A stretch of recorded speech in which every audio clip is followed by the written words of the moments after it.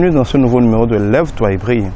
C'est pour moi l'occasion de vous remercier, de vous féliciter chaleureusement vous tous qui, de par le monde, à l'intérieur du Bénin comme partout ailleurs au Togo, nous suivez et être impactés par ce que nous faisons, parce que nous partageons avec vous.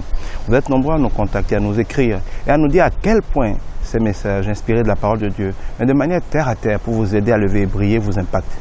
Que gloire en soit rendue à Dieu et que surtout vous ne soyez pas juste des auditeurs oublieux. Parce que la parole de Dieu nous dit que heureux sommes-nous quand nous entendons ces choses-là, pourvu que nous les mettions en pratique. En fait, l'Église, si elle est véritable, ou la parole de Dieu, quand elle est véritable, n'est pas faite pour jouer. Ce n'est pas du cinéma, ce n'est pas de la musique. On n'est pas censé aller l'écouter juste pour le plaisir de l'écouter. C'est une solution pour nous. C'est une lampe à nos pieds. En tant que lampe, elle est censée nous guider, nous dire où mettre les pieds pour avancer vers la prospérité que vous voulez, vers le mariage que vous voulez, vers la joie que vous voulez, vers la santé que vous voulez, vers la paix que vous voulez. Elle est censée vous dire aussi où ne jamais mettre les pieds pour échapper au piège de l'ennemi, pour échapper au piège que le diable, avec ses démons sous toutes les formes, vous tendent. La parole de Dieu est une école.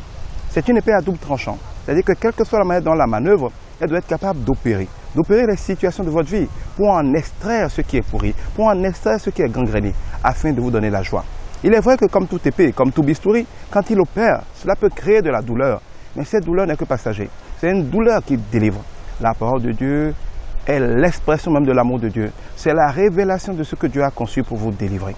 Lève-toi et brille n'a de sens dans votre vie que si ce que vous entendez, vous le pratiquez. Chaque fois que vous recevez un principe, ne vous contentez pas de le trouver merveilleux, mais levez-vous et brillez avec ce principe. Mettez-le en pratique, opérationnalisez-le. Quand vous finissez d'écouter Lève-toi et brille, prenez des résolutions.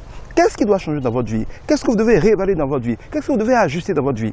La parole de Dieu nous dit que heureux sommes-nous plutôt quand nous entendons ces choses, pourvu que, à condition que nous les mettions en pratique. La parole de Dieu doit être pratiquée.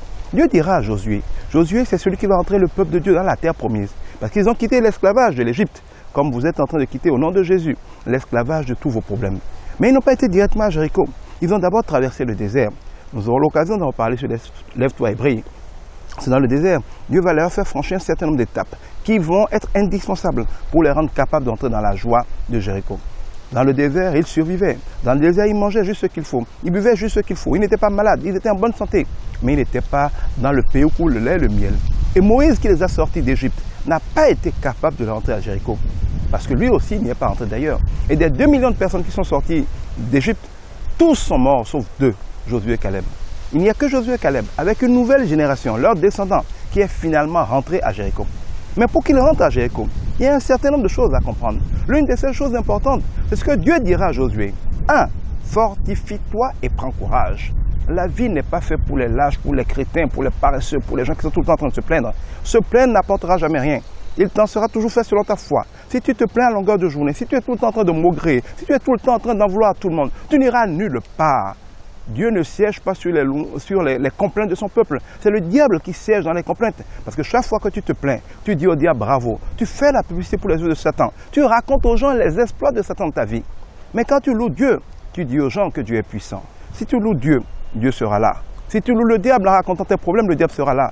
Parce que comme partout dans les cérémonies, comme on le dit en fond, et on répond, chaque fois que tu encenses quelqu'un, chaque fois que tu parles des exploits de quelqu'un, la personne a tendance à en faire de plus en plus. Si tu parles des exploits de Dieu, il t'en fera de plus en plus. Si tu parles des exploits du diable en te plaignant tout le temps, il t'en fera de plus en plus parce que tu es un sujet rentable pour lui. Si chaque fois que tu as un mot de tête, si chaque fois que tu as un problème, tout le monde sait que tu as un problème, tu es rentable pour Satan parce que tu aides Satan à faire savoir qu'il est redoutable et qu'il doit être craint. Loue Dieu. Mais quand tu veux vivre puissamment une vie, au lieu de te plaindre, lève-toi. Prends les conseils que je te donne, que nous te donnons dans Lève-toi et brille, et pratique-les. Mets-les concrètement en pratique. Parce que Dieu dira donc à Josué, fortifie-toi et prends courage. Sois fort. Parce que c'est toi qui vas entrer dans la gloire. C'est toi qui vas rentrer. Avec toi les enfants de Dieu dans la gloire. Car quand tu seras béni, tu deviendras une source de bénédiction. Dieu m'a pris dans la boue. Il est en train de m'asseoir à la table des rois. Et il partage à travers moi ce qu'il m'a donné comme secret de réussite. De même un jour, toi-même tu seras restauré, tu seras sauvé et tu vas partager avec ceux qui sont autour de toi les secrets de la réussite. Dieu va donc te rentrer à Jéricho et va te faire entrer déjà à Jéricho. Pour cela, tu dois être fort et prendre courage. Pour cela, tu dois aussi méditer la parole de Dieu. C'est pour ça que je t'aide.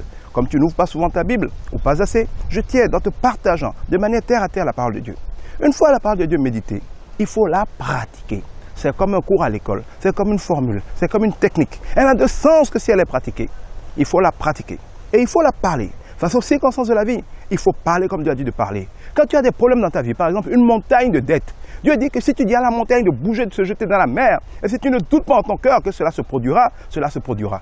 Ce n'est pas des montagnes physiques qu'il s'agit. Qu'est-ce que vous avez à bouger des montagnes physiques? C'est les montagnes de problèmes que vous avez. C'est les montagnes de dettes que vous avez. Au lieu de pleurnicher, Seigneur, j'ai des dettes, qu'est-ce que je fais? Dieu te dit, montagne de dettes dans ma vie, je vous commande au nom de Jésus, bougez, jetez-vous dans l'abîme.